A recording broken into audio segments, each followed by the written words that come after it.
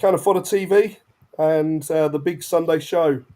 It's me, the Bray, and I'm joined by the Enforcer, Des, and Richard. How's it going, guys? Great, thanks, Paul. Yeah, it's good. Yeah, really good. Yeah, I'm glad to be on here again. I'm glad we're back. I love this show, and yeah, it's gonna be a good. It seems like a long time ago since we last had the show, and it was we obviously think it's only 4 weeks, maybe Yeah, then it felt a lot 3 weeks. longer. It felt a lot longer Yeah, because of the dark just before night, Christmas, wasn't wasn't it? So yeah, Yeah, 3 weeks. But Yeah. Christmas, because of the dark night. yeah. Christmas was good. I think for everyone. I think everyone's had a nice break with family, and hope everyone obviously has had a good one because it was nice to kind of get around with family, and after obviously the years that we've had a couple of bits of struggles, haven't we? With trying to get everyone around the same table and do stuff. This was the end of the first normal year, wasn't it? Yeah. So no, it's all good, and with the World Cup, it made it even more stranger. And that was. It was enjoyable though. I thought it was enjoyable for me. It was. Yeah. You know, I thought it was a really. I mean, yes, very weird time to have it, but a good World Cup. Yeah, I thought so. It was overall it was good. There were some dire matches in there, but there were some really decent matches in there as well. And I think there were some surprise teams, especially your sort of your African teams, and that were quite a surprise this year round. Yeah. Well, I think the way. Oh. No, I was just going to say, mate, I got my prediction right. I said Messi would win it, so I'm happy with that. I wish I'd put a bet on it now. Yeah, I think what it sorted was the number one contest, wasn't it? And it was either who's the GOAT, who's the greatest of all time, and Messi, I think, answered that one and taken it on the post. I think on that side, while the other one is now in Saudi Arabia. Well, is it Saudi Arabia? He's Saudi Arabia, isn't he? Yeah. Yeah. So yeah. Only place you could afford him. Only ridiculous just to say amounts as of money. well, rest in peace Pele and rest in peace Gianluca Vialli. No, great footballer's gone. Yeah, great footballers gone very, very close to each other. Two very good players. And hold on 2 seconds. I'm live. Children. So I actually. Yeah, that's live. The that's blind come in, yeah. So it's all good.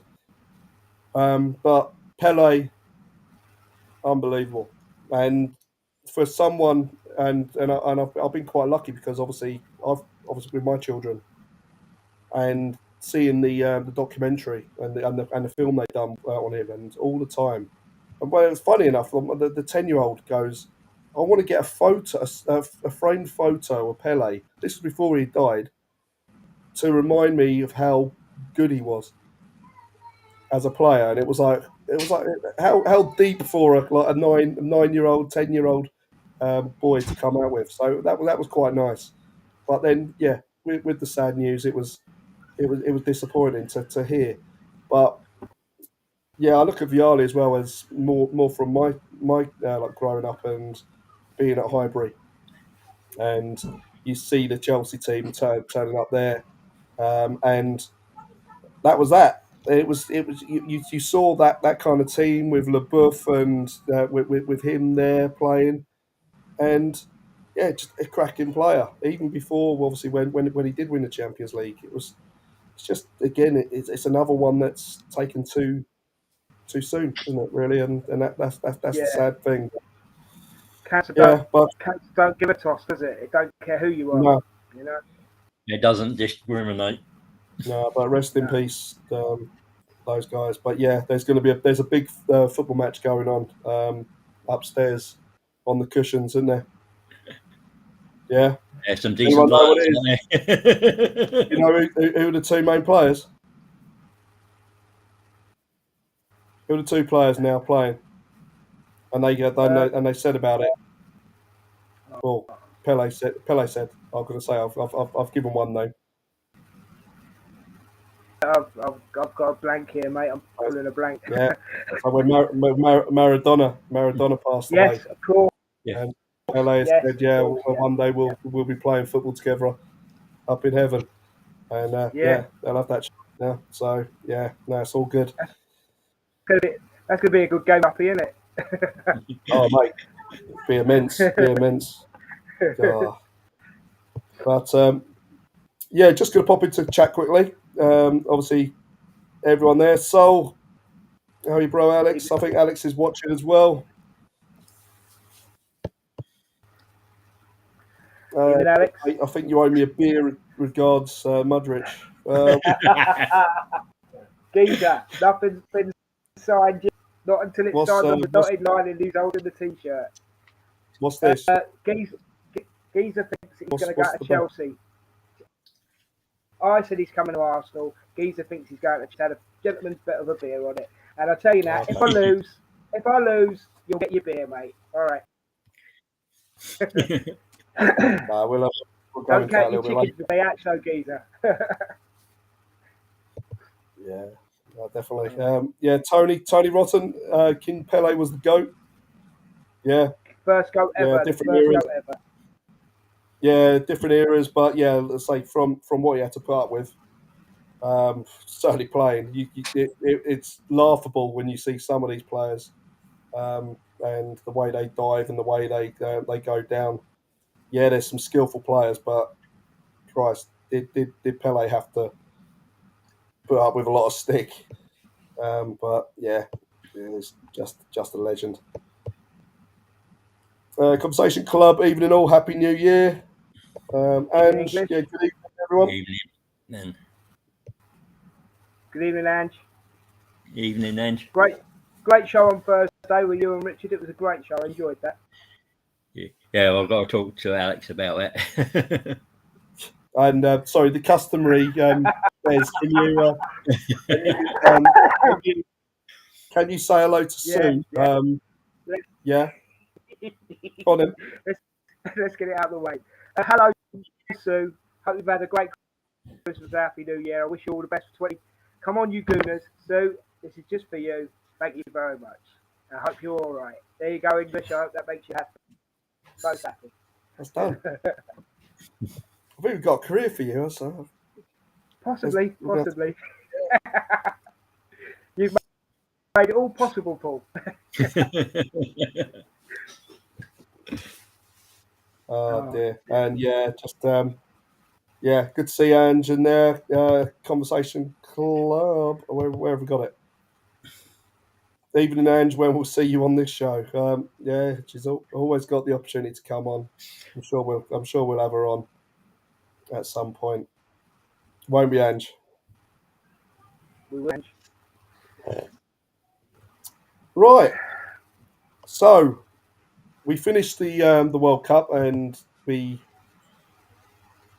went to Dubai, didn't we? And we had a little a couple of warm-up games. Well, we didn't go, but I liked it. We didn't. Yeah, and a couple of little warm-up games which were 5 in total, wasn't it? Two. Well, 3 out there and two here. Yeah, closed doors. Yeah. Leon and AC Milan, and little run-outs for the players, weren't it really? But yeah, we got back to the Emirates. We played Juventus at home. I went to the game, and it was a frustrating game, but I thought we played well with regards to controlling the game. But it was very weird to see the Emirates just naked. Obviously, they'd stripped the adverts or the pictures and the wrap around the stadium, and it was one of those first kind of like glimpses, like in full daylight, that you actually look at it and you think, blimey. it's I've just heard through the concrete. grapevine. It's going to be a massive picture of Xhaka saying this. Is it? Yeah. Yeah. We'll keep that quiet, but yeah, no comment from me. Yeah, but no, it looks like we're going to have it in place. I think very for soon, isn't it? So yeah, so I Yeah, think it's for the very next soon up. So yeah, look forward to that. So that'll be good to see that. So yeah, so we get to Boxing Day. We've been fed, we've been wined and dined, and yeah, we turn up Boxing Day. We've eaten again for lunchtime, and then we have to get till like 8 o'clock in the evening with no trains to get to the West Ham game, and that was a decent game, wasn't it? Yeah. The West Ham game was, yeah, I thought frustrating certainly at the start because they got a penalty, didn't they? And at 25, 26 minutes against the run of play, and yeah, we find ourselves 1-0 down. Richard, what was you thinking of the West Ham game? Certainly in when we went down. Well, I wasn't too concerned because I don't. The way the match had really played, that was literally against the game of play. And if you saw there was a graphic on the first half just showing the attacking output, and literally they had and then just scored. So I wasn't concerned. It was just a case of could we keep that momentum up and then finally get that killer pass and that goal. And that was really it. So I was quite confident going into that second half, to be honest, that we'd get the result. Yeah, it was. But what about you, Des? I know we've had like this, haven't we? We've had games where we've kind of dominated, and we know last season, don't we, where we've dominated games and teams sit back a little bit, and we don't have the answer. But yeah, what did you think? It's different this season. I can only say what Richard has said. The second half, we were just dominant, and it was just Arsenal were just in cruise control. Personally, I just thought we were. I mean, just West Ham, apart from the penalty, didn't look whatsoever. To be honest, they're missing players, but that doesn't matter. Arsenal doesn't fear anybody at the moment. We don't fear anybody. And at the end of the day, it's kind of like, I guess it is kind of like the Man City mentality. If you score one against us, we're going to score two. I mean, if we can, especially if we can control the midfield, yeah, 9 times out of 10 we win the game, and that's what we did in the second half against West Ham. And yes, it was a great I loved it. Yeah, there is another one, and for the West Ham game, our passes per defensive action was just under 10. So, and when we get onto the other games, I'll give you those. But you will notice that and it was the same with when we were with PSV away. It was like 14-15 before we passes, but and we now seeing certain teams we're employing like a half court press rather than a full court press, and that's quite noticeable that it changes depending on the team we're playing against, how we press. It also depends on how. Sorry, Paul, but it also depends on how Partey and Odegaard are feeling and how they're playing. You know what I mean? And your stats say it all, but you've got to take into consideration how the players turn up for the match. Do you know what I mean? For the game, you know. Yeah, I think that's a big thing as well. Yeah, we know that the mentality side of things has changed. I think across the whole thing, we know we see that from the performances. But yeah, as I say, every game they are up for it, and they are, and there is an end product to it as well. That's the main thing. Yeah, Whereas last yeah. year we were just a little bit out of ideas, and there weren't a real link up, was there? So you look at Lacazette and Aubameyang. Uh, there was nothing, was there? Yeah, you look at it now with Aubameyang doing what he's doing best. I think at Chelsea now. I don't know. It's just seems to have gone real nosedive, doesn't it?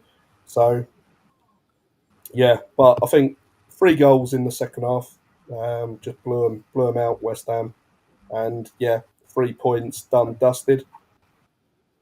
The I mean, next the Martinelli goal. Sorry, mate. The Martinelli goal. That goal, pass from Odegaard. That pass from Odegaard was something else. yeah, Yeah. I mean, and can we just quickly say about Eddie Nketiah has got a massive hoodoo off his back, and I think we just need to support this lad and give him his flowers when he deserves them, and he'll earn them. He'll earn them. But as we've said in the past as well, Paul, and I'm sure Richard would agree as well, he's a different player to Jesus, but we're starting to see his qualities. He's more of a Francis Jeffers type, isn't he? The fox in the box. But you can't knock his record in the under-18s, and he hasn't really had many starts and continuous starts. Look So at his goal as well. I mean, look at his goal. His goal was a Bergkamp turn, Ian Wright finish. Do you know what I mean? So yeah, that's the way I saw it. So there we go. I mean, he's got his chance. He's got his chance now to prove that he's worth his spot. We're going to need. We know that, but because we've got three forwards. if you four if you include Smith Rowe coming back, but that's not enough. Yeah, I've always said about Nketiah, and I said, it's not everyone's cup of tea. It's not everyone's flavour of the month because he hasn't got a massive wage. Sorry, not a wage, a transfer fee attached to him. But we could have lost him for free last season. We've signed him up. Yeah, we've paid basically just over £10 million. So we paid £10 million for a striker for 2 years. So this year, following year, if it doesn't go well,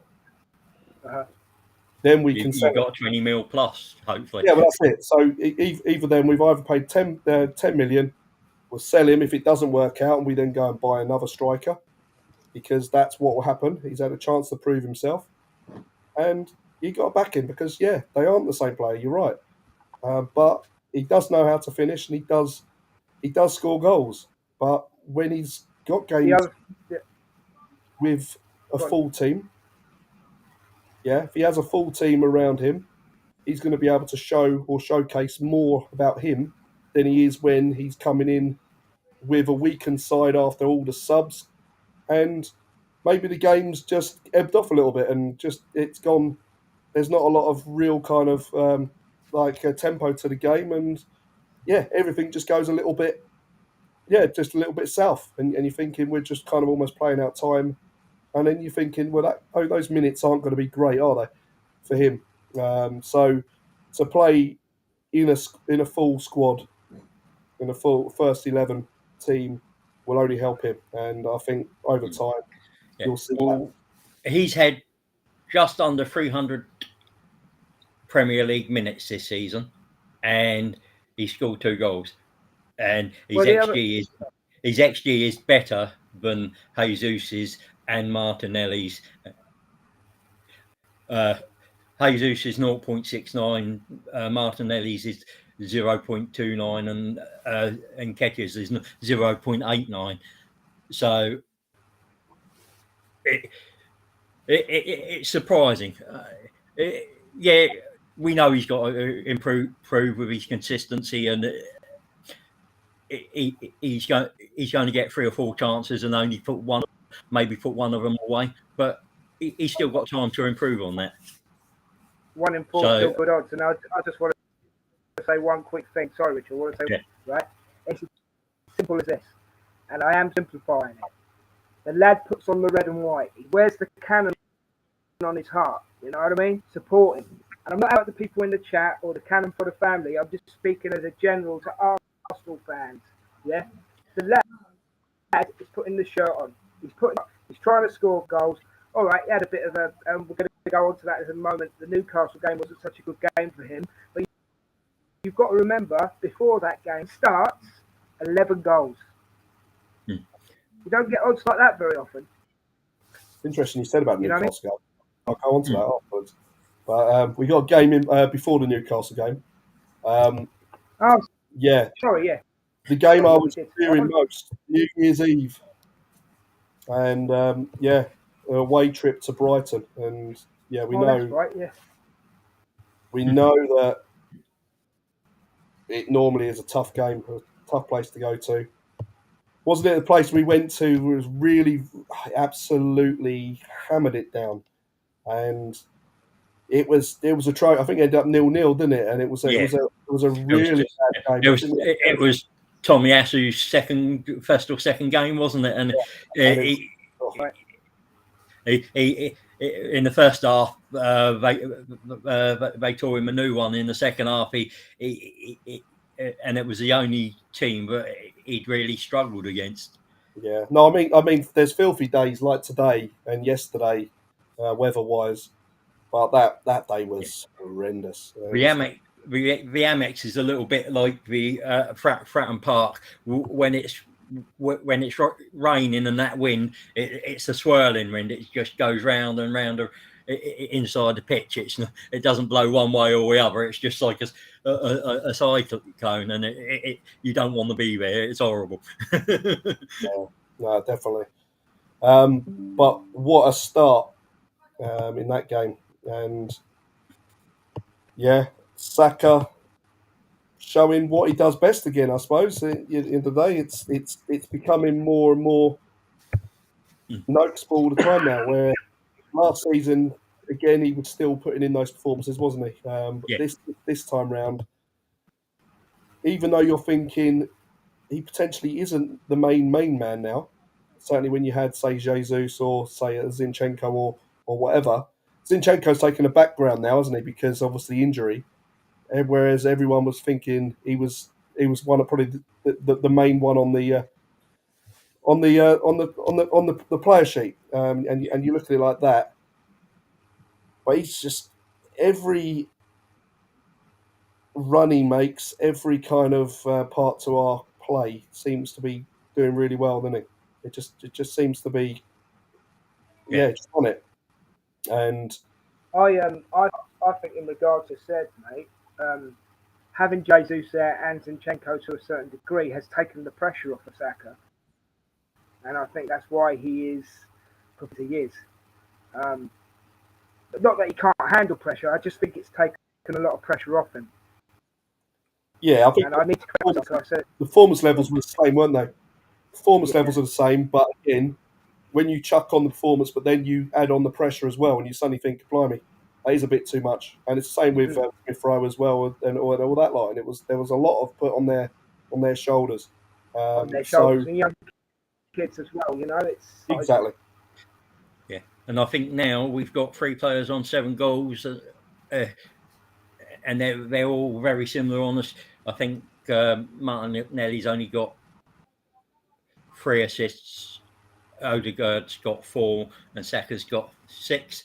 I believe I haven't got the stats by my side, but it's roughly. So they've got 10 plus goal contributions between them already. So, and for that first goal, it was taken away from Nketiah by the Brighton defender, who he just barged it with the top of his shoulder out of Nketiah's path, and it fell to Saka. If you watch the replay, And what calmness and to finish. Remembering now how the Sheffield finish was amazing. Yeah, that control and finish. And I think again in the West Ham game that he killed that ball and finished as well. It's something that he's starting to show in front of goal is a little bit of calmness, a little bit of maturity. Yeah, it's the same with Odegaard though as well. Now, Odegaard's playing very well. Oh, he is. Really? Don't get me started on Odegaard. Don't get me started on Odegaard. We won't. I need to correct myself as well. It wasn't the West Ham game where already. Sorry, it was the West Ham where I put the ball through to Martin. Yeah, it was this one, right? Yeah. What I want to say is just stretching it a bit, Paul. Chucking 2p's worth in. Give us a like spike, by the way, guys. That would be brilliant. Hit the like button because it's going really well here. But no one after the West Ham game and the Brighton game and say Arsenal do not have world-class players. We have world-class players in our team now. I don't care what the comments can come at me all you like because I'm the enforcer and I'll take it. I don't mind, right? But Arsenal have world-class players in the team now. I'll even list some of them off for you if you want. You've got Saka, world-class. You've got Did you say Xhaka? Jesus, Xhaka, or was that Xhaka or Saka? I've got Saka. Right, let's start again. Saka, world-class. Jesus, world-class. Martinelli, world-class. Odegaard, world-class. Partey, getting to become world-class for me. Because as everybody knows, I haven't always been his number one fan. But this season, he's starting to flip me round. Xhaka, getting to world class. Yeah. Ben White, world class. William Saliba, world class. Ramsdale, world class. And anybody I haven't mentioned could get to world class. Oh, Zinchenko, world class. Mentioned can become world class in this team. And that's it. I'll put my foot down on that one. There we go. Yeah, I think if you look at it, I think the group. I'm a little bit more grounded, and I know the fact that this group has massive potential, and if they all stay together, and they all carry on, and more players are added to the group, they have that potential to become world class. I find world class banded around too often. And that's across all clubs, and every supporter of every club are very defensive of their players. And it's what you're defining as world class, isn't it? But you can't deny they're top class, but it's your definition of what a world class player means, isn't it? It's that little. I'd say very good players. I think they are very good players. For example, Saka could fit in any team in the world. Saka could go and play in any team in the world. And you could argue that he should have been the best young player at the World Cup. But I don't think Enzo Fernandez over the whole competition was the best young player in the World Cup. He had a few good games, but he wasn't consistent over all of them. So, but his ceiling is massive. So is Martinelli's, and that bodes well for our future. And we've got one in the academy, Crozier Dubry Hall, who looks pretty tasty as well. So, and we got Marquinhos as well. What he'll end up like is anyone's guess, but you can't say that Arteta hasn't come in and improved the players that we've got. No, definitely. I think that's going to just carry on. I say that they are young players and they are going to improve. Winning trophies also will improve them on that side as well. And you look at it like that's that. One thing we do need to do. Certainly If it is to win involving in a race like this. If you're suddenly thinking, okay, we get through the other side of March and we suddenly think that we are still in this race, this is going to help them.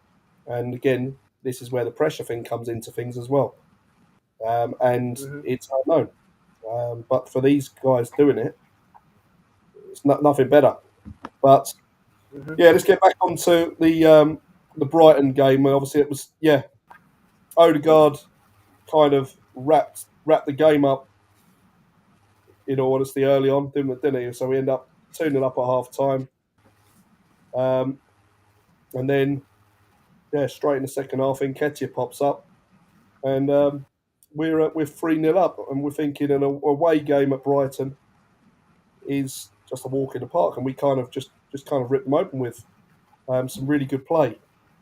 But in typical Arsenal fashion, it wasn't as straightforward as it should have been, and we end up conceding a goal to make it 3-1, and luckily, good old Martinelli got back in and made it 4-1, and then it ended up being 4-2, and then there was a bit of a mad kind of like moment where VAR was called, wasn't it? And we're all kind of thinking, oh no, the Japanese guy we were actually linked with as well. I'll go into it a little bit later, but he scored, and then he obviously had that. Was it disallowed before he actually scored? No, it went to VAR, didn't it? He scored, and then it went to VAR. He was offside. The Japanese guy, and then then he went to VAR, and it was like, oh god, this could be very, very nervy. And you were thinking if we had another 5 or 7 minutes at 4-3, and you're suddenly thinking, oh my days. So Timato, the Japanese, a little player. Minamino, Minato or something. Yeah, he looks a decent player, doesn't he? Yeah. He looked interesting. He looked good going forward. So, but yeah. How many players give Tomiyasu a torrid time? Or well, I'm still jury out with Tomiyasu at the minute. He seems very. I don't know. Well, he's been out for a long time. It just seemed a little bit sluggish, and he just seemed a little bit caught out. As soon as you saw Ben White was very close to Saliba. And there weren't a lot of space in between them. And then when he kind of came in, that kind of understanding ended up allowing that space to be created where they created the chances. And I don't know. He just again, I think it's just game time and. You got to think. I don't know how many games he had for Japan, and before he got injured, and then he's had one warm up game. So it's not. It's getting back into that match sharpness, isn't it? It's not. It's different playing warm ups and friendlies to actually playing full-blooded Premier League games. There's a difference. No, of course. I'm not throwing him away. I just think he's been out for a long time and just lost that kind of get it going, and hopefully that'll be fine. And by the time we get to Europe, we're back into Europe. We'll be playing him. Well, certainly getting some game time. I'm not sure he's going to get number one. Just the way Ben White's been playing at right back. And on the Tuesday we all went back to work. We ended up then again Newcastle. Frustrating game, and possibly the most frustrating game of the season. And I would say so. I've never seen a team come to the I have seen a few teams that have stunk the place out, and I couldn't believe the amount of time wasting they were doing so early. And apparently the ball was only in play for 45 Yeah, it was crazy. I remember just one part, and I looked at it, and even was just like saying they were just time wasting, and you saw that. I think Joel Linton going down, and he went down. I think then there was he a substitute? Oh no, he wasn't a substitute, was he? No, there was a substitute to come on, and then suddenly 48 cramp. The crowd yeah. then started booing him, and he was thinking about going down. The crowd started booing him a bit more. Then he didn't go down, and he starts looking around like thinking, "Oh, do I go down? Do I go down?" And then just as he kind of stands back up again, another two guys just decided to go on the floor and just like start stretching their legs out, and it was just all that kind of way from just every time, just really well the dark arts, I think they call it. Yeah, the dark Um, arts of football. Yeah. and look, we had some chances, and I thought overall the style of play, how we were actually going into the game, I thought you couldn't fault it. I just think there was just a lot of that kind of gamesmanship. And on another day, I think the weather conditions didn't really help as well. Passes and touches weren't as Pitch crisp was as they very should have skiddy. been. Pitch was very skiddy, wasn't it? And Yeah. I don't think we tested Pope enough. To be honest, there were a lot of block shots which they've been doing all season, and a few off.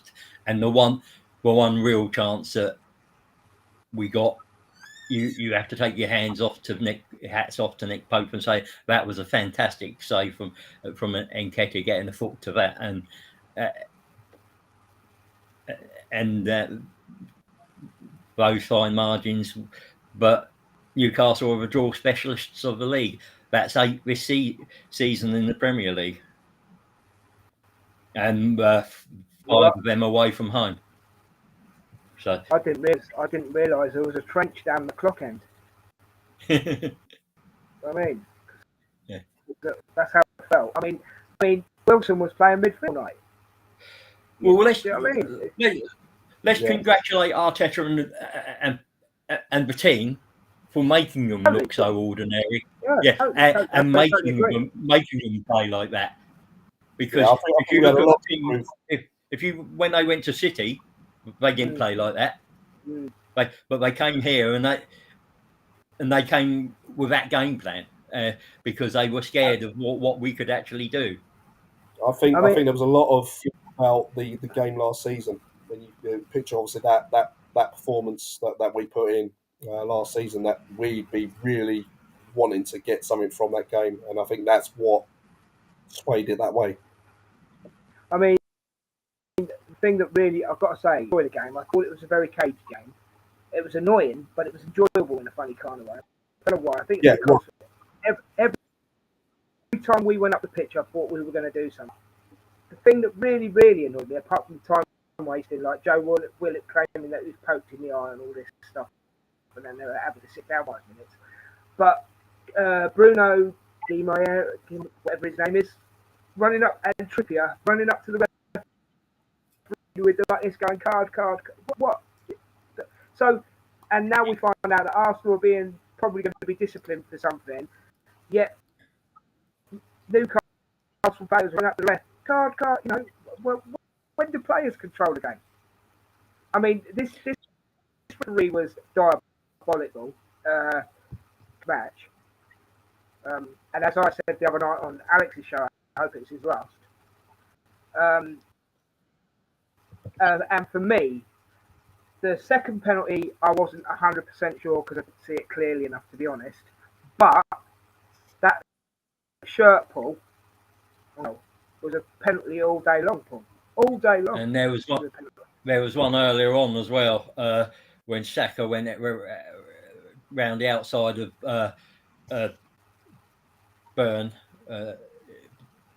Dan Burns, and he went into the box, and Burns pulling his arm back like that. Yeah. Saka gets a shot off, but nothing's given, and you can see his arms being pulled back like that. So exactly. So there was at least 3 good shouts there. The handball, I thought that would have been quite harsh from the proximity of where it was, but it was but how the Paul and Gabriel wasn't when his shirt's pretty much been twisted right round to face the other way He actually had it twisted in his hand. Yeah, he actually had it twisted in his hand, and the badge was pretty much on his back. But these are the things that have got to be improved from refereeing point of standards, because we were told that there was going to be more cutting down on these shirt pulling and dragging players down in the box at set pieces, and there'd be a higher thing outside the box, but it's not. They don't touch it. They don't referee it. They have a word, and it still goes on, and nothing gets done. Well, it's like what I said the other night. It's human error, and the ref was giving out cards like they were Christmas cards. You know what I mean? Yeah, well, he lost control of the game, didn't he? So it wasn't a card for the first 20-odd minutes of the game, or 25 minutes of the game. Yeah. And as soon as, and I said to my mate next to me in the ground, I said, "This is the cards are all going to come out now." As soon as that first card, and it went in. You just got that feeling. Did you get the feeling? I just said, yeah, it was all fine. He was letting it go, and it was you thinking, oh, okay, he's actually.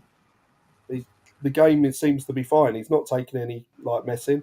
Then one goes, here you go. Oh, here it goes, and he missed the two worst challenges and didn't card them. I mean, the thing for me was the Wilson on Gabriel. You know that if that had been Nketiah, that would have been straight red rather than the yellow, because he was nowhere near the ball, and he caught him on the foot. He with the studs, but you're going to get that. It's annoying, but we didn't lose the game. We were the ones looking, the only ones really looking likely to score. Their only threats were coming from corners and set pieces. And to be honest, most of the match was we controlled that pretty well. Yeah, can I just ask you a question? Yeah. You were at the game. How much different is it at the game to say us watching it on the telly? How much different is it? I think it's quite good. I think you can focus on certain areas being at the game, and you've obviously got the atmosphere. But I say I'm quite good because obviously I do the coaching, and obviously I like to kind of watch, and I wish I could go and sit in a seat like I do now at a neutral game, so I could just watch football and I can then just take that coach's head and just do it rather than the real kind of you know what I mean. It's the heart on the sleeve, and all it is just Arsenal. And I look at it and I think you do see more. You do see more in the ground, and the difference is you don't get the replays and whatever like that, and that's where it's quite nice being at home on the telly. But we don't get the 46 different replays and angles, nor do VAR sometimes. I just think the atmosphere, everything like that is just really nice. And say being up in the upper tier or whatever like that, where you can kind of see just over, is unreal. It is nice. Only the atmosphere would be a little bit better by being up there, but overall, the atmosphere in the stadium is just phenomenal. And that was a really buzzing night as well. And going back to the thing you said about Nketiah, had a disappointing game. I thought he was buzzing all game, and I thought he was flying around again. I just think it looked disappointing on the telly. It looked disappointing. Do you see what I mean? It's frustrating. Yeah. Not so much disappointing, more frustrating for him. Yeah. I found it quite interesting. It was something I was watching. He is now slowly picking up that closing down where he bends his run and cuts off to the one side, so they have to play. It wasn't something he's been doing quite before, but in the last few games he started to bring that into the game. So when he's pressing that to the keeper, he's cutting off that avenue, one avenue, so it goes one way and then does it. So he's learning what he needs to do to be in the team and be helpful to the team now. So yeah, I thought it was quite good, just the way he was just tracking back as well. I think it was a couple of times he recovered the ball by doubling up and helping along the sides.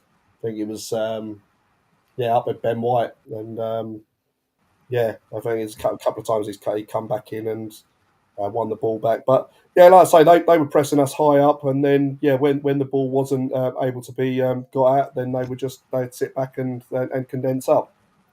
So it was a tricky game for us because again, Newcastle had nothing to lose, and we didn't really know. But obviously that high press to start with was quite worrying because that was it. And, we get us when we're trying to play out, and sometimes that suits us because we do like to play out against pressure to create space behind. But yeah, just a frustrating game, and I think those passes just weren't crisp enough and accurate enough to make the difference. And yeah, we did need to test Pope more, but ultimately, point, job done. But yeah, Gabriel's was definitely the penalty. I'd say I don't know what. I don't know what they're looking at. If you're suddenly thinking, is it a clear and obvious error? Well, there is a clear and obvious error because it was a foul. So, I mean, it's again, if you're giving a no penalty, there is a clear and obvious error because there's a foul. So I don't get why you're not looking at it. And yeah, I mean, both of those. I think if a ref gives them, they don't overturn them in the other way either. So that's what the frustrating bit is that if ref gives it's a penalty. If he doesn't, it's not. You got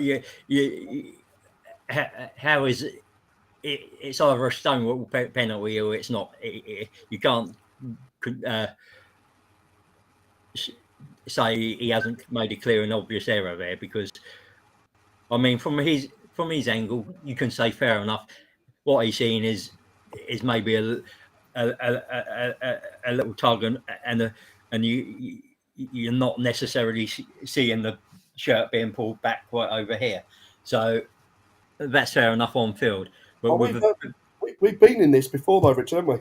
Yeah. We've been on the end of a shirt pull. Actually, probably a year to the day. No, was it a year to the day? Or was that a couple of years to the day with Xhaka and Man City? Yeah. Mm. And you saw it was the Cancelo, wasn't it? Yeah, something like and he went down in the box. It was I mean, we know it's but this is the problem. It's an opinion, isn't it?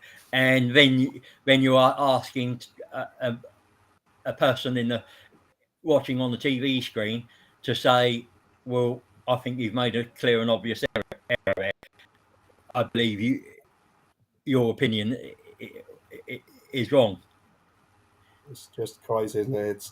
We could have another show on VAR, and we might do it one time. We just start talking about VAR and the use, and you're suddenly thinking it's just mental. Yeah, I don't want to go into VAR because now we got a lot to go through. But yeah, it was disappointing. It would take all night. It would, wouldn't it?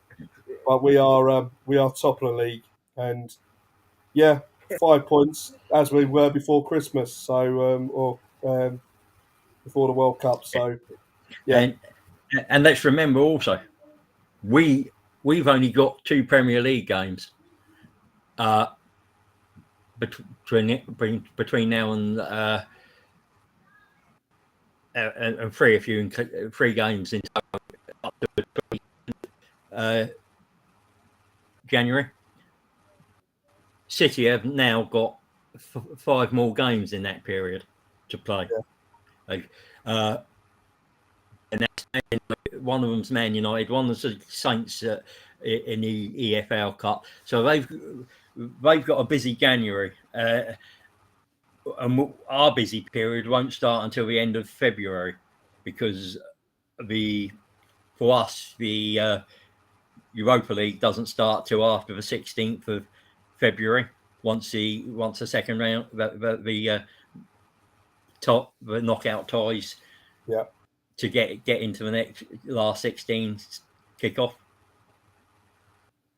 Yeah, no, it's good. Well, let's say we need to start playing these games. So the sooner the better, I think.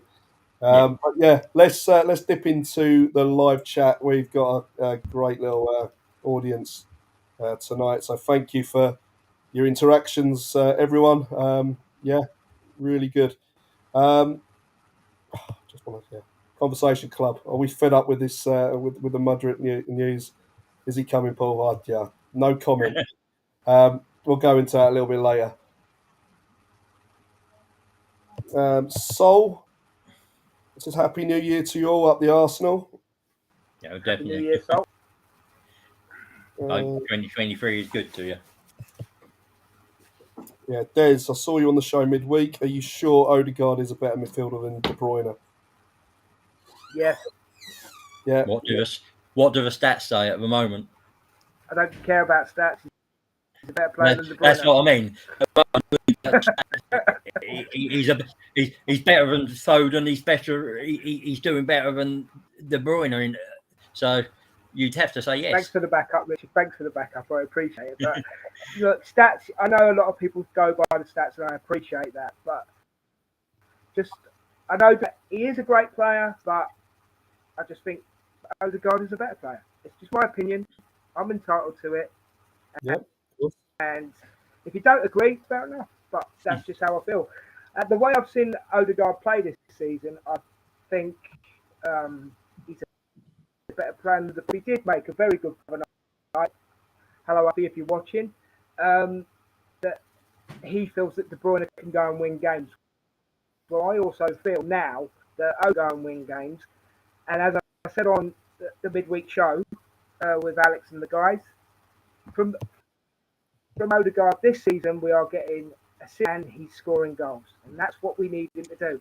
And this season, and this is what part of the big difference is as well, and you guys might agree with me, we are scoring goals from midfield. We weren't scoring goals from midfield last season, but we're getting them this season. We're actually backing the strikers up now, you know. And I know it's gone through a bit of a dry patch, you know, but you can see it's a collective goal team now instead of it all being on Saka's shoulders, all being on Emil Smith-Rowe's shoulders. It's more of go on, Paul, go on. It's more of a link, isn't there, between there is. So moving down the pitch, whereas we'd get to a certain point and we wouldn't be able to go any further because our attackers weren't actually holding the ball up or getting into any meaningful area. Yeah. Exactly. Exactly, Paul. I think this season, if you look at the goals for, we're over half what we got last season. 60 something last season, 69, and we're on 39, I believe, that at the moment. So there's a big improvement, and it is being shared around. And I think this is City. I think this is where City have failed this season, because even though Haaland's you run away with a golden boot, if you're not getting, he's not scoring and he's not getting those chances, City aren't scoring anywhere else. Tonight they did. Like, it's different. If you look today, when they've had Alvarez in, they've looked a better team with Alvarez in, up as a focal point than Haaland, because they play one way with Haaland. They look for that run off the shoulder of a defender to get him in and get that shot away. Do you want my opinion on the battle between Odegaard and De Bruyne? Yeah, that'd be interesting. Yeah. Best? Who's best, De Bruyne or Odegaard? Well, there's no Ray Parlour, are there? No, There you go. I mean, if you're going off this season, you've got to say Odegaard's the best. But I wasn't expecting. he's younger. He's got a higher ceiling, and we're just learning. We're just learning this team because we haven't had this forward line before, have we? So I've got to say, Paul, on Ray Parlour, right? I must admit, the lad put in a shift whenever he played. You can't say he didn't because he did. It's like I say, you have that shirt on and you play for your club. You don't have to be breaking trees and doing it all. As long as you're giving 100%. That's it. I think that's all you can ask for. Yeah, you've got to say that was damn good business we did with Odegaard getting him for that money in. Yeah. He's been worth every penny. He's been worth every penny. Every penny. And like I said on Wednesday, I'm going to say it as well. Ben White, every penny. Ramsdale, the guys that got absolutely slated by the fan base have proved that they were worthy. Hands down. Yeah. Well, some breaking news. Aston Villa got beat by my local team, Stevenage. So so that's good. The magic of the cup. So well done, Stevenage. Well done. So, Conversation Club, Des, do you think buying any players in January will upset the balance and harmony? Actually, well, we'll save this for the last segment. Yeah. Okay. Yeah. We'll come back. Come back to that later. Yeah. Yeah, we'll come back to that one. There's lots of talk, and you know what the buzz topic is. It's Mudryk. Yeah, Mudryk. Yeah. There's loads. You got what? Yeah. Look, we're hitting on. We're near to 100. Let's get going. Give us 100 likes and be part of this community. If we get 150 likes, Des will give you a personalised greeting. So on the next show. So let's do that. Queue them up, Paul. Queue them up. Yeah. That's it. Just drop an email with the requirements. So just on that though, guys, we do appreciate everybody that's in the chat. Yeah. Whether it be on YouTube, Twitter, however you get in touch with Cannon Fodder, it's always appreciated because it shows that you love this team as much as we do. And we don't have a show without you. No, we don't. That's true. So someone's taking you to task, Mario. I hope you're well. That's fair enough. I'm sorry, Ben White is not world class. He's a very good player, but not world class. I think that's what I kind of said actually. There is potential. Well, we'll see. Time will tell. But you're entitled to your opinion, fella. That's cool. Declan would suit us. Jude Bellingham would cost a lot of money. Yeah, I'll go into this a little bit later. Does Declan suit us, though, guys? Does he? No. Good day, Paul, Richie Rich, and the Enforcer. Good day, Mr. Glenn. Over in South Africa. Right, Glenn, hope you're having a good time. Hope your day's been good. But yeah, so far, looks like this segment of the Big Sunday Show is about to get the highest viewer count for a live show ever. So cool. That's amazing. Brilliant. Thanks for the support, guys. It's appreciated, honestly. Especially you, Sue.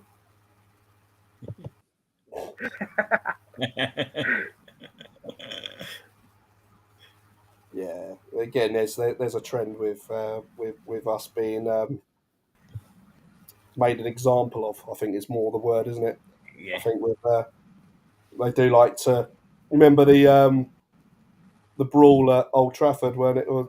Yeah, it was Old Trafford, wasn't it? Yeah. And we got deducted points from them. All these little just things. It's not anything. people remember your misdemeanors. They never remember the good things you do. Yeah. Do you know what I mean? Yeah. It's crazy. Yeah, there you go. See, Conversation Club said, yeah, if we get 100 likes, there's to send a letter. Oh, bless. Yeah, Conversation Club. If you DM mate. us your mum's address, and we'll make sure it's There's a Lewis Hines photo in with the Signed letter. photo. I'll take a signed photo for you still. Or something. Flushing here, I'm flushing here. We don't want him turning up to your mum's address and then trying to sing a song out in the driveway. So, you can go off, people, Paul. You can go off with you, yeah, that's it. Yeah. Okay. I think we've got through the chats. Are we going to go on to the signings in a minute, Paul? Are we? We are, yeah. We're just going to do a little quick thing about the FA Cup. Yeah. I'll ask my questions. Yeah. All right. Cool. All right. So tomorrow night we start our third round tie against Oxford, and a familiar manager actually of like League One teams, Carl Robinson. So he was like manager of MK Dons and Charlton. So it'd be an interesting game. I think it'll be a very tricky game, and another one where we're going to be donning the white, no more red, for the second for the year. So hopefully, it's a nice shirt. It's a nice crime shirt, isn't it? it's the white one, yeah. Yeah, that's it. It's full. Yeah, it's the knife crime, yeah. So yeah, it'll be interesting to see how we go there, because it will be an interesting game, and we know what nighttime games do to atmospheres. An open stadium, a very small stadium, and I go back to the 2002-2003 season when we actually played them in the third round. 2-0, wasn't it? 2-0. 20 years ago. And I've got a nice little photo there of Dennis Bergkamp scoring his 100th goal for Arsenal. And funny enough, I was at the game. And you must have been all of about 10. Yeah. 10. Just a little, a couple more years after that, yeah. But yeah, who's that on the front? Come on. Reyes, who's that on the? Who? Reyes, isn't it? How good are your eyes? Hold on a minute. On the chat, come on, chat. No, come on. Who's going to get the prize? There isn't a prize, but who wants to? I'm having a bad night, mate. I thought that was Reyes. Reyes. Is that Merida? What? Oh. Alex has won the prize. Gio. I didn't think he was that good looking. I don't ever remember him looking like that. No, I don't. So yeah. I need to put glasses on. Either that or the photographer's been touching up the artwork again. Alex has smashed it. I thought someone was going to get in there and get it. I thought John the Gooner might have got in there and come up with it, but no. Alex won the competition. He's won not a lot, unfortunately. We haven't got a budget for. Des, can you? Alex, would you like a signed photograph for me as a prize, mate? Yeah. God, it's half asleep. No. Yeah. So, yeah. What are your thoughts on the FA Cup? How's it going to go? Well, against Oxford. Well, I've got an Oxford mate. Okay, I've got an Oxford mate. Sorry, a mate who supports Oxford, and Okay. he's been messaging me, and he says the thing he's looking forward to in Saka play. I think he's already resigned to the fact that we're going to beat them, but you just don't know, do you? If Stevenage can beat Aston Villa, and Sheffield Wednesday can beat who did they beat yesterday? Newcastle. Newcastle. That's Newcastle. I mean, anything's possible in the FA Cup, isn't it? But I think 3-0. Yeah. Yeah, I think you can put out a second string and a mixture of kids. You're going to have either Martinelli or you're going to have Nketiah there. And Martinelli probably starts because Smith Rowe isn't fit enough to start. He'll probably get 20, 30 minutes at the end. But that it should be an easy one, 3-4-0. It should be a stroll in the park, even with a second string. I hope. I must. I'm just going back to this. Mate. John Laguna did actually. He's just replied. Yeah, Ashley Cole. Yeah. He's taking standing bills. Almost there. It's almost there. I lost my track of thought then. Oh, yeah, no, I've got it back. I hope Emil Smith Rowe gets some game time tomorrow. Yeah, I think this is obviously going to.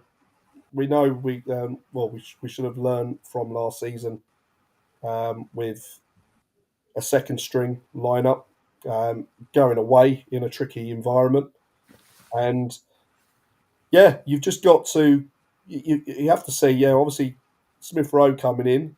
And then getting these other players in and around the team. But I'd like to see still some of a large part of our first string still playing, or certainly getting some minutes to take you into the Tottenham game. And I think we have to address it, and we have to address it professionally, get the job done, then you can rest your players. And I mean, it's a difficult one, isn't it? Because you've got 6 days between the two games? So technically, why do you need to rest the first team players? But on the other hand, do you really want to risk injury to them, and do you also want to get legs into those players that you might need come February, March, when the games will come thicker and faster for us?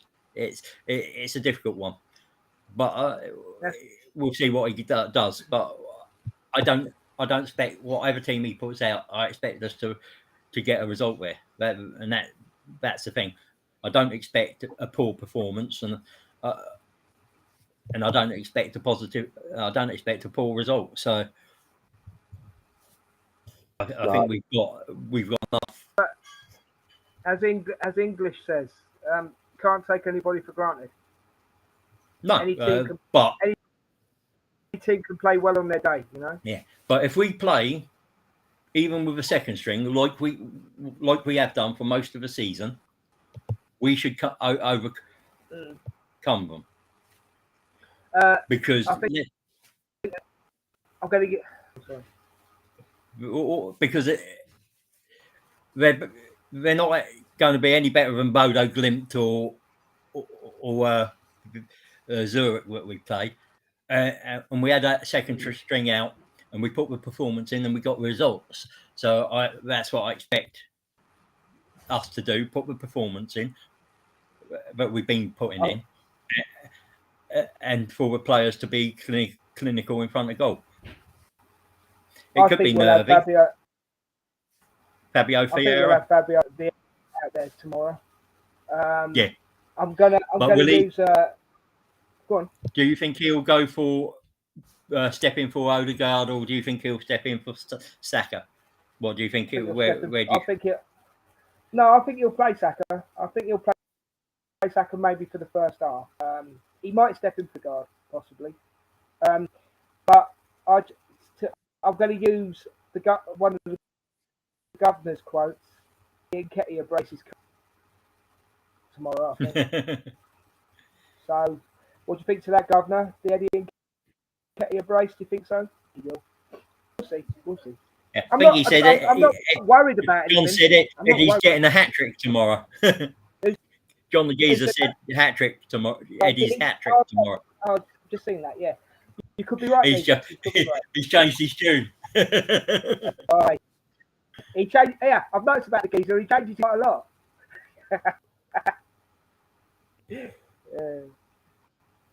Anyway, Yeah. I think it's going to be a second string team, first team players thrown in at the second half, maybe, and 3-0 win. Yeah, I think he's going to play. Sorry, my throat is.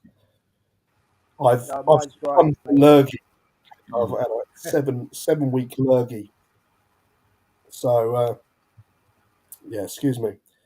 But no, I think it's going to be a strong team. I just think that there's a couple of players that need to come in for game time. Yeah. I'm probably looking at Turner, Tomiyasu, Saliba, Holding, and Tierney as your back line. Elneny, Lokonga, Vieira, and then you're looking at Nketiah up front, and it's who he puts either side of him.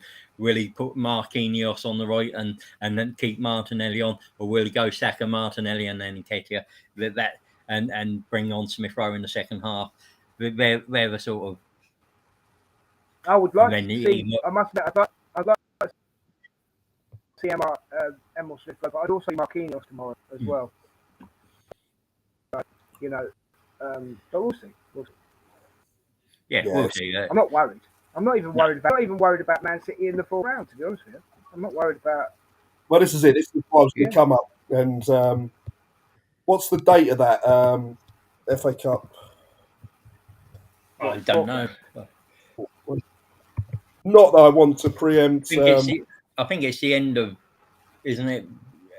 Normally the end of January, beginning of February, isn't it? So it's, but I haven't seen the actual date today. I just saw the list come up, and that we've been drawn against Man City, even though that was only at half time. Yeah, it ended 4-0, didn't it? So it ended 4-0. No. Well, I'm going to put. I have an out there statement every show, and here's my out there statement: if we beat Man City in the FA Cup, we're going to go on and win it. There you go. Well, yeah, I think they're the best team. They're the best squad out in the league, and they can put almost 2 to 3 different teams out and still be very decent. So, they can still lose as well, though, Rick. You're only. I mean, it's like. Your only other teams are then what? Liverpool, and that, then who we're better than any of the other teams out there. Liverpool aren't even the team they were. Liverpool without Mane, they're not the team they were. They've lost Van Dijk now. I don't know how long. Yeah. Well, did he? Yeah, he's had his hamstring. He's got to have surgery. I think. Well, and I mean, Haaland could be got at. So all you got to do is you just get someone to go, Haaland, your mum's so ugly, the tide wouldn't even take her out, and that's it. He's out the game. He's out. He's just gone. Personally, I think I think with Saliba and Gabriel, we can manage Haaland quite well. It's just it's what we have up front. That's ourselves at the moment. But we know Saka and Martinelli can come up. They're the ones that I would expect to be on the score sheet against City rather than Nketiah, because they come up in the big games when they have to. They've stepped up once Jesus has gone out of the picture, and I think with Zinchenko in that next to that party, we have a better control of the midfield over most teams, and I don't think we'll go weak in that against City. I think we'll go pretty much first team in that. You can't against Man City, can you? No, not if you want to win the FA Cup.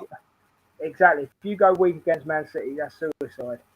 Yeah, and let's be honest, the FA Cup's an achievable trophy this season. Mm. Yeah, I look at that fourth round. Obviously, we've got to get through tomorrow, but that'll be after the Man United game and before Everton away. But then the following week we then play. See, Man United are picking up, aren't they? Man United are really starting to pick up. So that's it's going to be a tough. That's going to be a tough game. That is. Yeah. But I think we've learned from the last time we played them, and I think we're better than when we played them earlier in the season. I think we've improved in the way we control the games, and we control it. And if we start that, we go for it for 15, 20 minutes. Then when we get into a nice, comfortable rhythm, and then when we start the second half, 15, 20 minutes, we're on top of them, teams. And then when we fall back and allow a rhythm, but with that control, not naive with our defending, which is something I've been impressed with since the United game. Yeah, no, it's going to be an interesting period, isn't it? And to play Man City twice it always happens. Cup, you could predict it. You normally have like the week before the cup thing, you would end up having a double header in the league, and then I think City play Tottenham on the second time on the 5th of February. Yeah, that's their Tottenham. It's the Northern Derby, isn't it? Yeah. Yep. So next Sunday. Obviously, it is a big game, the North London Derby, and I'll tell you what, if we can somehow, and I'd say I don't really go away from the grain really on these, because I know it's always a home game. Whoever is at home normally gets the win, majority, and it's fine margins in these games, North London derbies, at this moment, and I'm just hoping Tottenham start very, very sluggish like they have done, and we be clinical, and take them to task, because we do owe them something. And I'll tell you what, that stadium would be an absolute horror show. I think if we ride out that first 20 minutes, because North London derby at home, you're expecting them to come out for the first 20 minutes and put on the real show. Ride that first 20 odd minutes out, quieten the crowd, and then just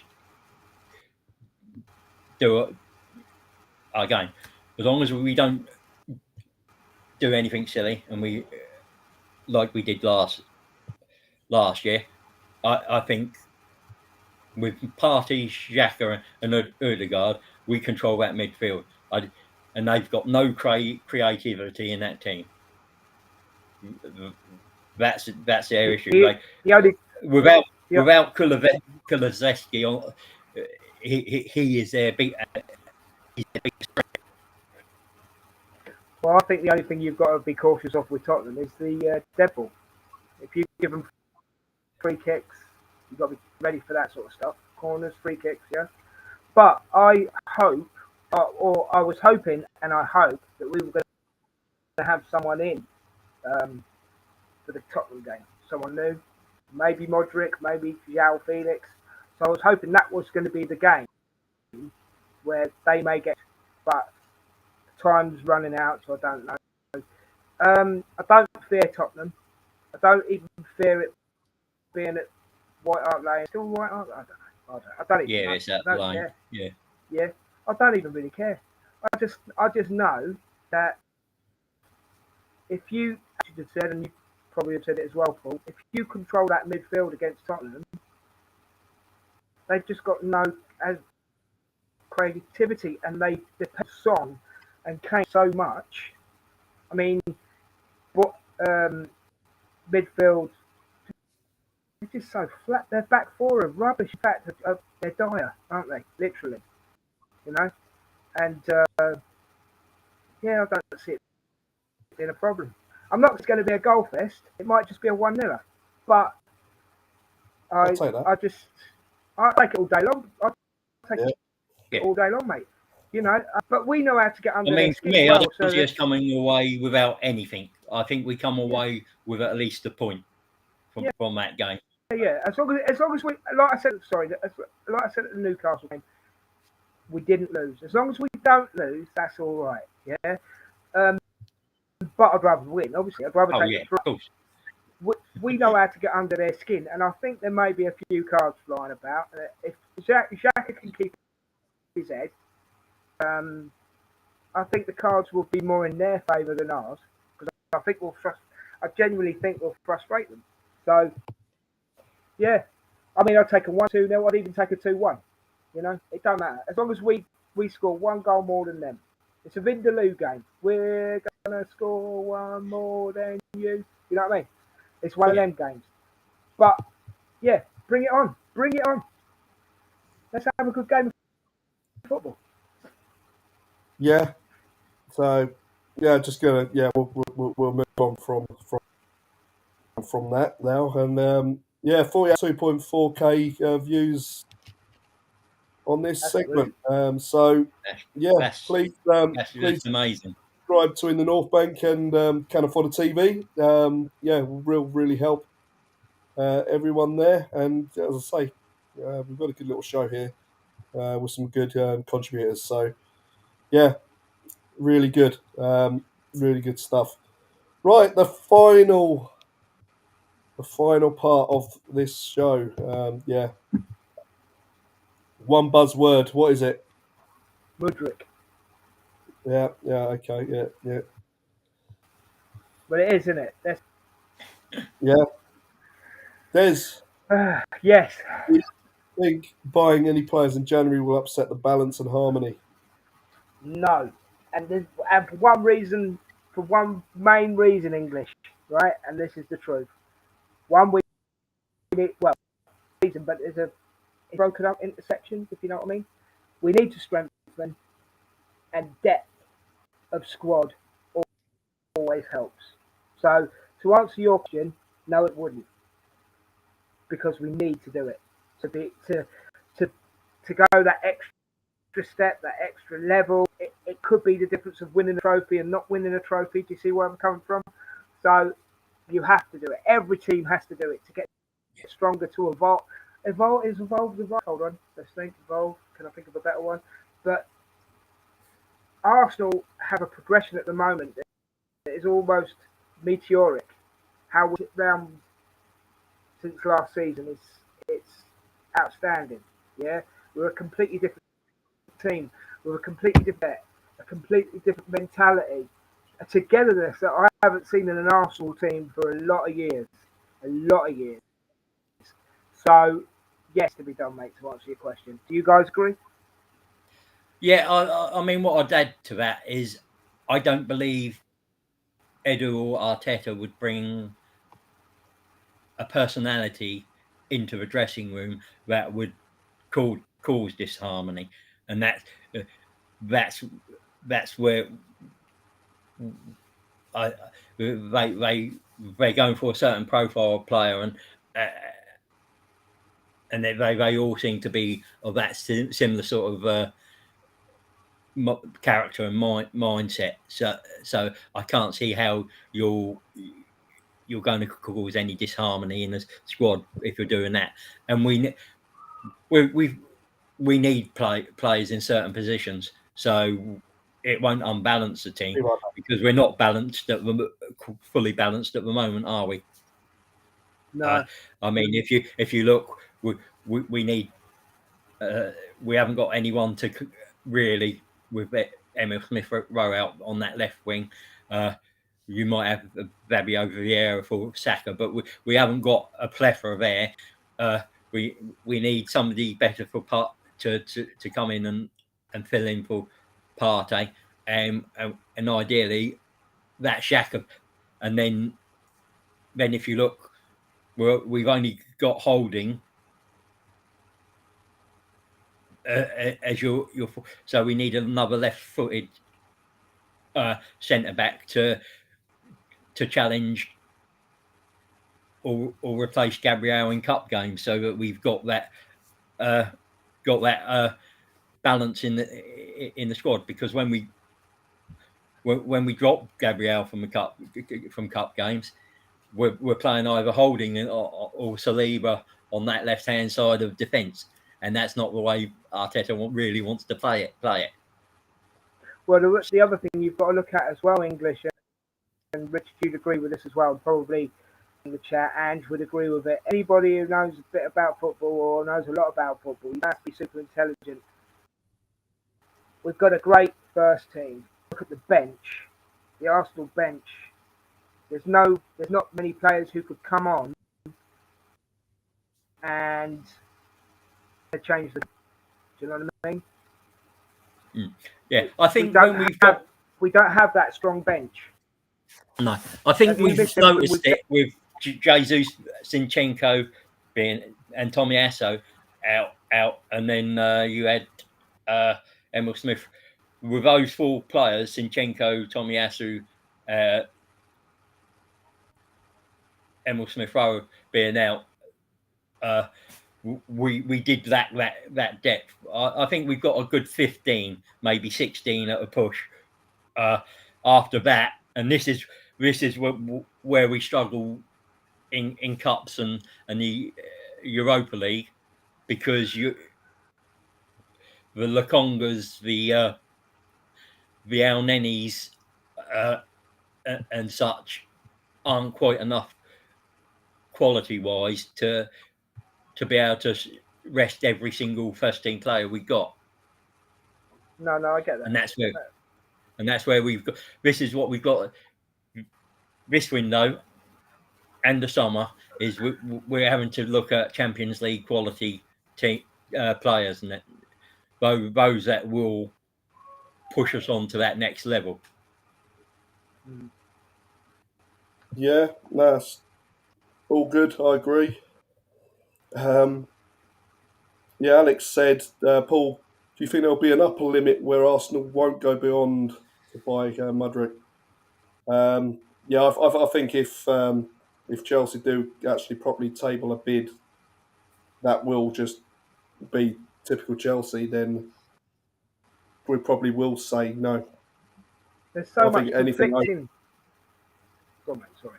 There doesn't seem to be a lot of going on, and this is what I'm saying. I think Chelsea are just throwing a bit of smoke in, but then there's no real kind of action that's happened. So I think it depends really on Mudryk, doesn't it? Because it depends what he said.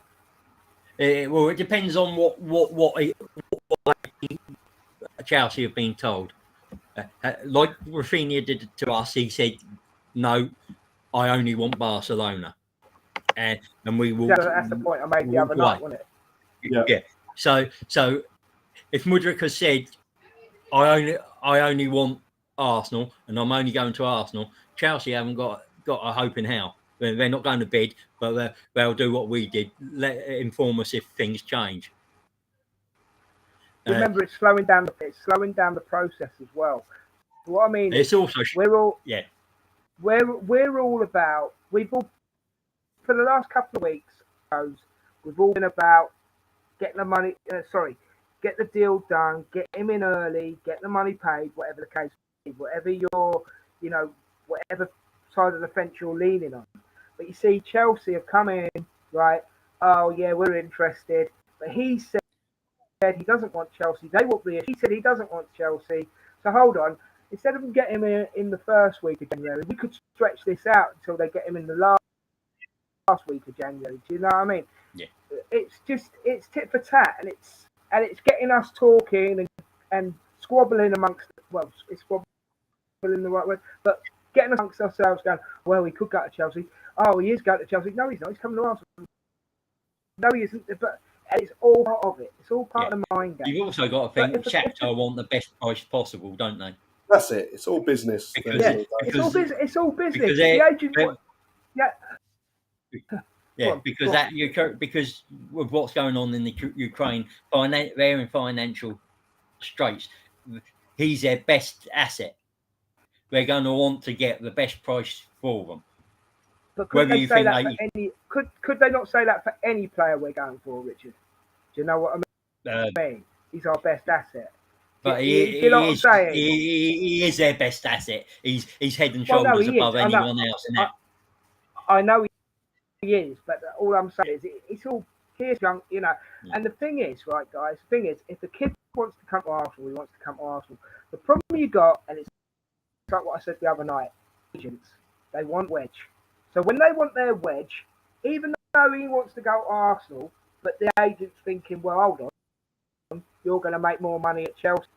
They're not thinking about the players' interests. It's for how much you make.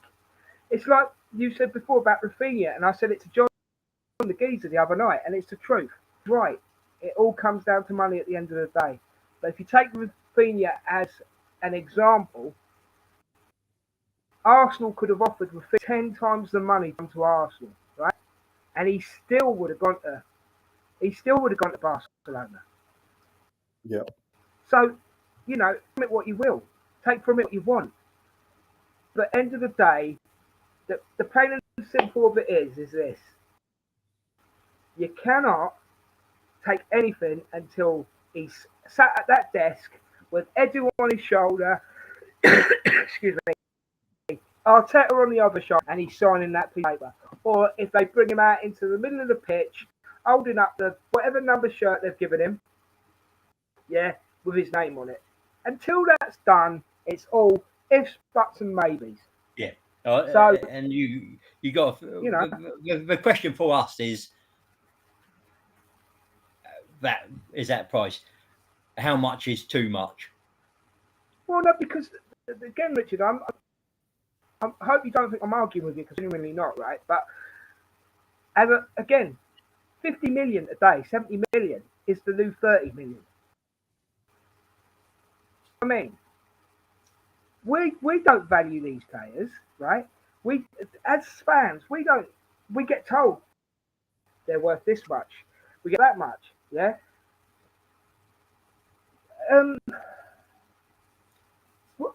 Go on then. I'll ask you guys. Should we have got him in by now? And what's your rock bottom? What's the most you would pay for Mudryk? What is the most you would pay for Mudryk? I'd probably say 80 would be my 80 million. Which would break our record, but that is an absolute push. But this is where I'm saying why it's going to take so long, because we don't want to go straight in and suddenly say, this is what we're going to go and offer, but we only want to offer this. You see, I totally agree. We know Chelsea is going to go totally further. And if we say that straight away, Chelsea have then obviously got that kind of inkling to say, we can go and do this. Yeah. You see, Arthur, go on, Rich. It's what we're going to. It's what we're offering down as a down payment, and what we're offering as a staggered fees. And I think that if we offer a slightly more upfront, and the staggered less than staggered fees, we may get them to agree to it. I don't think you go north of 80 million. I'd like to say sort of 75 to 80 million is the ballpark, and then you've got a good deal. Yeah, I think I said to Alex, I think 75. I think that's what I said originally. Well, fair enough. But you're in that same ballpark, aren't you? If you've just had extras or whatever, you know what I mean. But then I want to throw a spanner in the works just quickly. Chelsea will probably be investigated about their business again. There's rumours of that bubbling up again. So you guys take from it what you will. Yeah. I mean, end of the day, it's always nice to be right. It's always nice to be, I told you so. But then end of the day, football's a weird animal. It's a weird animal. Yeah. The only thing I want... Take Joe Felix. Go on. The only real thing I want is not to get to 29th, 30th of January, and this still be bubbling on, and we haven't got anyone else in. I get you. We have to set a deadline, and then go after other targets if it's not going to work out, and get people in, because at the end of the day we need a forward in, and that's the plain and simple truth. Whoever it is, as long as they improve. Joe Felix, mate. For me, great player. Too expensive for 6 months. Yeah. This is the issue, isn't it? There's no obligation to buy, no option to buy, and they're wanting 20 million, wanting 20 million loan fee for 6 months, and all his wages paid. And again, the most important position we need filling central midfield is Partey. We need cover for Partey. That is the most important thing Arsenal need right at this moment. Don't get me wrong, it'd be great to have Mudryk. I think he's a great player. I think he could be really good for Arsenal. I think he suits our system. Joe Felix, great player, just too expensive, 6 months worth of play. If I'm being totally honest with you. But midfield, a central defensive midfielder, first priority. Yeah. Bring in the flashy players. That's great. Bring in the flashy players. That's great, but bring them in later. Get your priorities sorted first. Plain and simple. Sorry to be so blunt about it, but that's just how I feel. Yeah, that's I said. When you look at priorities, that was my number one priority. But yeah, I think time's got away from us. Oh, it has, hasn't it? It's been great. Do you know what? It's been nice to even realise what the time was. I know. I've got.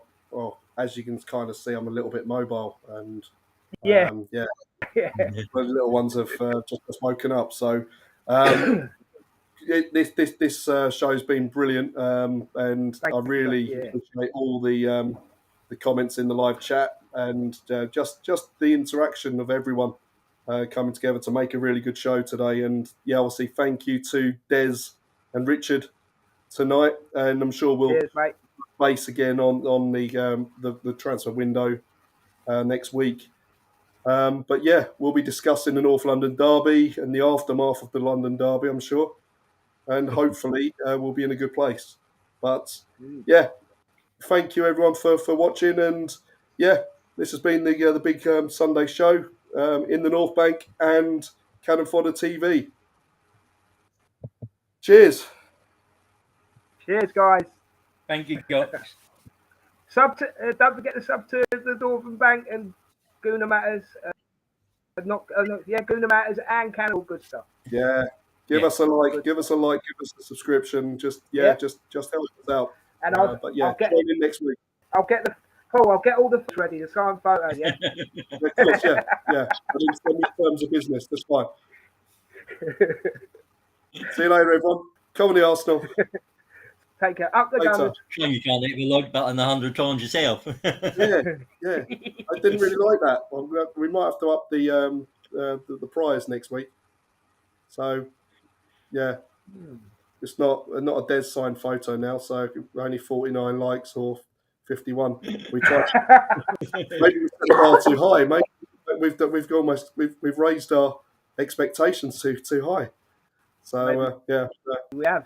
We'll look at next week and we'll see if reach the stars, mate. That's it. See you later, everyone. See you later. Take care. Go on the Arsenal. You too.